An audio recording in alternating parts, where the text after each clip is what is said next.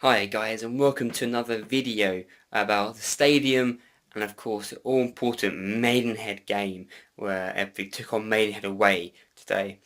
Now if you don't care about the stadium and Ebbsfleet Stadium and what's going on behind there, then skip to about 9.5 minutes because that will skip all that talk and go straight to the Maidenhead reaction. If you do want to carry on, then feel free to watch my rants and ravings. Now remember, they are my own opinion. I'm not saying they're correct, I'm not saying that my view is better than any other view, I'm just giving my own opinion here, my straight honest opinion about how things should be going. Now, there's one thing I did get wrong in the video. I did say that these home terraces are only about 750 hold that many, but actually apparently it's actually more 1,150, so I got that wrong, and it's quite a good number actually, so I do apologise for getting some things wrong there. I think it was just mentioned that it was 750.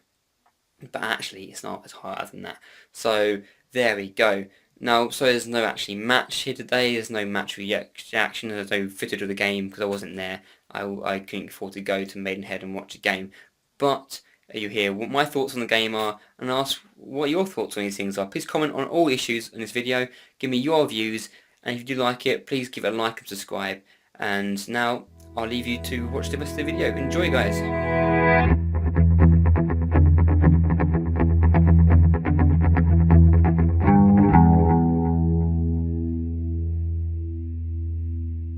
Okay, so I'm just going to head to the meeting today with in the Fleet Stadium, talking about the hotel and see how it goes. Of course, I'm against any hotel. I'm not very happy with how it looks. It looks quite ugly. It looks quite 60s, I think. It basically looks like a Holiday Inn in the ground. I think I don't agree with it. We should not have it like that. And we'll see what happens. I'm looking forward to see what they say, to what other people say. I'm looking forward to discussion. Hopefully it'll be beneficial to everyone. Hopefully it'll be productive, and hopefully we'll have a future better plan planned out from all this. Because we really want. I prefer having a stadium for the fans, which has maybe some seating and some standings in that one stand. But we'll see what their vision is from all this. So I'm going to go in there very shortly, and I'll talk about it. I'll talk what happens afterwards, and then hopefully after all this you'll see the Maidenhead reaction on Saturday, because today's Thursday. So hopefully it'll be one video which come to you Saturday, and hopefully we'll win then. Hopefully it'll be a good video because we'll won the game. I hope anyway. So until then, I'll see you soon guys. Okay, so the meeting's just finished. We're walking back to the station, and I got to admit, frustration. I get why it's all happening. Commercial, we have to be sustainable. It makes sense. I'm not disputing that at all. But the spiritual home for the fans, in my opinion, is going to be ruined a bit. I think, and I think we've been misled a bit over the year or two. But as it, it's a good meeting. Well done by the Fleet Trust. I thank them for hosting this event, because it's great to at least ask some questions about what's it's going to be like for us. I do think that we have issues to still go. I don't think we can have a home end that only has 750 people that can stand in there, especially if we go up leagues. We're going to have more people. If we get 2,500 people on community day, then that's probably half stadium full. And if with expansions and more people coming to the area, we're going to have a bigger home end, in my opinion anyway. I think that's pretty bad, and I think also the fact that I think other areas, I think Swanscombe End, it'd be nice to have that at the hotel. But I guess these people know better than I do about these things, and I can't really complain that much about that kind of issue. I do apologise for the quality of this video. It's not the best. A lot of things aren't very great, and on my phone as well, so I apologise for that. Regarding other issues, I think that, some questions were kind of dodged a bit and bounced quite well by the directors there. And I think it's going to be an interesting episode for the team. I think that our stadium was going to be the envy of non-league. It's going to be the best stadium of the non-league easily, maybe even Football League as well, and some like League 2 teams, much better. But this hotel, it just looks like bit of a monstrosity really. It looks a bit ugly, looks a bit from the 60s, doesn't look really attractive, and looks more of a business park than a stadium.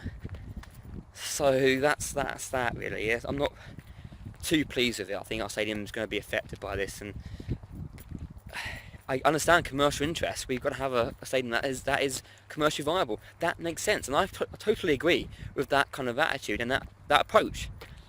But my argument was, why don't we have the home end that was like the Gillingham? They had a factory in the home end, which is like a massive bar commercial place. We should have something like that in our home end. The home end should be for fans mainly, with a commercial side to it. It shouldn't be commercial stand, the fans second. So I'm quite disappointed in that aspect. I think we could have done better. I think there's pretty other ways around this, but we haven't gone for them. But at the end of the day, we were saved from bankruptcy. Oh, this is really dark here, isn't it? Wow, this is really bad. Sorry if you can't see me. Hopefully get some lights soon. But we could have, I can't complain too much because the guy has saved us from bankruptcy. He's been great. He's been, he's done wonders. But one question I can say actually is, we're talking about financial sustainability. That we're losing £1 million a year. I think it's a year. But we're paying some of our players £2k a week. Can someone, if we want to be sustainable, surely we should pay our players a bit less? I mean, Maidenhead are proving that you don't have a huge, massive budget to go up. I think surely there's a bit of hypocrisy there by them, saying, "Oh, guys, we got money problems." Yeah, because we're paying players too much. Surely that's an issue. So I'm a bit disappointed with that regards. I think someone said, we've been, there's other questions that haven't been answered properly for us. And I think there's some issues that are still around.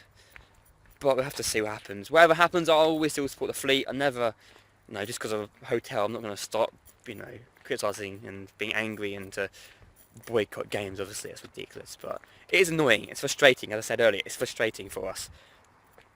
I think I really wanted to have a home end that was fantastic.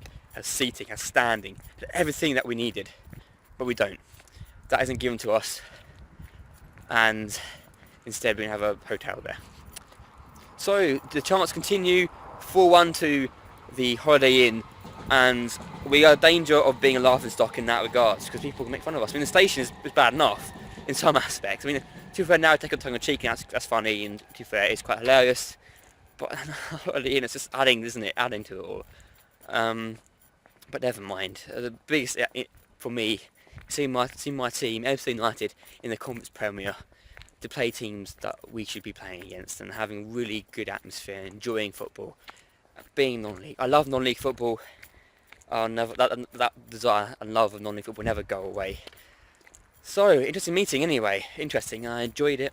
I enjoyed coming here, talking, expressing my opinions. And now, next time you see me, we'll be reacting to the Maidenhead game that's happening Saturday. I'll try to give my reaction to it, wherever happens, win, lose, draw. Whether Maidenhead win the league, whether it's still on for the Oxford game Saturday after. We shall see what happens. Obviously I'll be using Twitter for all this, sitting at home, updating the scores. I'm not going, as I said, on the Margate game. I can't really afford to go. I don't have the money to keep going to every game. But I'll definitely react to it and put it at the end of this video, because you don't want to see two videos, it might be too much. I'll do one big video of this. So I will skip now to the Maidenhead game. See you soon, guys. So I'm just going to react quickly to the Maidenhead Ebbsfleet game. It's going to be added on to the end of the reaction to stadium video. So if you missed that, then welcome to a match reaction, which, wow, how do I put this? Fantastic result for the Ebbsfleet United. 2-1 win against Maidenhead, away from home, which takes the league title down to the last game of the season. It will be Maidenhead who play Margate, it will be Ebbsfleet who play Oxford City. Tough one for both teams, because Margate played well against us. They might pick up a shock against Maidenhead, and at the same time we've got Oxford City, and our home form has been fantastic. We haven't, so far we're undefeated in 2017, so fantastic for the Ebbsfleet team and for the fans. Apart apparently there's quite a bit of violence going on in the game, which is unusual for non-league football, and disappointing that it came down to what happened. It should be there should be rivalry, there should definitely be competition, but how far do you take it? I'm sure there are people who cause the problems aren't all fans, they're probably there just to cause problems in the first place. But it's been what a exciting end to the season. What a way to end the Conference South, the National League South, should I say, next Saturday. Brilliant. It's going to be fantastic. And to the Maidenhead fans, comment. Tell me what the game was like for you. Was it a good game? Were you unfairly lose that game, or was it a good game for Ebbsfleet? Was they a better team? Comment. Let me know what you think about that, because I'll be interested to hear what your opinions are on that matter. But apart from that, really, what I was going to say for the Ebbsfleet fans, to hear about Bob's injury is tough and disappointing for us. We lost our key striker for our promotion hopes, but hopefully McLean and McQueen can step up to the mark and really fire us to the next league. And above all, if we do go playoffs, we've got Sharon coming back as well, and I think he's been formed for Hemmer Hempstead, so maybe he can be on form for us in the playoffs as well. Really though, I was surprised, and I was on my Twitter just going up and down the thing, when we went down, I thought it's over, that's it, the season's done. But as normal Ebbsfleet we come back and we won 2-1. Goal from Jury and goal from Winfield, I believe, was the goal scorers for Ebbsfleet. And fantastic, isn't it, really, to get a result, being 1 down again. The passion, the fire on the team is unmatched. No one can really beat us right now. We're on fire. And fair play to the players, fair play to the fans who travel all the way to watch the game, who, I think the attendance was like 3,270, whatever it was. Brilliant attendance for a non-league game again. I mean, you're seeing attendances rise up dramatically this season and last season. We're seeing these rises, and fantastic for non-league football. For neutral, this makes this title fantastic. For both the Ebbsfleet and Maidenhead fans, it gets a bit nervy, I think we can both say. It gets a bit nervy for both of us. We're both going to be a bit watching each other's scores in the Elk City next game for Ebbsfleet. I'll be there, so I'll be vlogging it. I'll be there again, and you can see another Ebbsfleet game and my reaction to it. Hopefully other people will be there as well, so we can get their reaction to the game. But for both of us, we'll both be there on Saturday. We're going to be going through our Twitter, seeing the other team's scores. I'm very nervous. We're very nervous day for both of us. Maidenhead probably have a bit more less nerves because, of course, the 2 points ahead. They need to win. But, I mean, they'll play Margate. Their away form, Maidenhead's away form has been fantastic this season.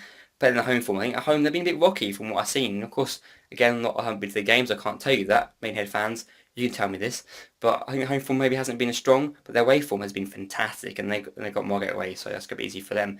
Over Fleet, our home form has been great. And our away form has been a bit dodgy. But today, the Ebbsfleet managed to nick it. And fair play there. So I'm happy. I'm excited. I'm buzzing for it. I mean, it's unbelievable that we did it. I didn't think we'd do it. I thought that we might have lost today, but we came out and we got the points. I mean, so you see my finger there. It's a problem when you have a phone camera, you can't tell where your finger is. But anyway, get back to the topic. I think in a day, great result for the Fleet. I'm happy. I'm very ecstatic. And tomorrow, guys, you'll see another video. There'll be 2 videos this week. I went to another game, so you'll see a reaction to that game and how that panned out. Hope it's exciting. Hope you enjoy it. It's a bit different. So let me know if you like it. Let me know if I should do more of those kind of things as well, going to other teams. But of course, always a Fleet fan. There'll be more Fleet videos next season, hopefully. And until then, until next Saturday, until tomorrow, I'll see you soon. Up the Fleet. Fantastic game today. And what more can I ask? See you soon, guys.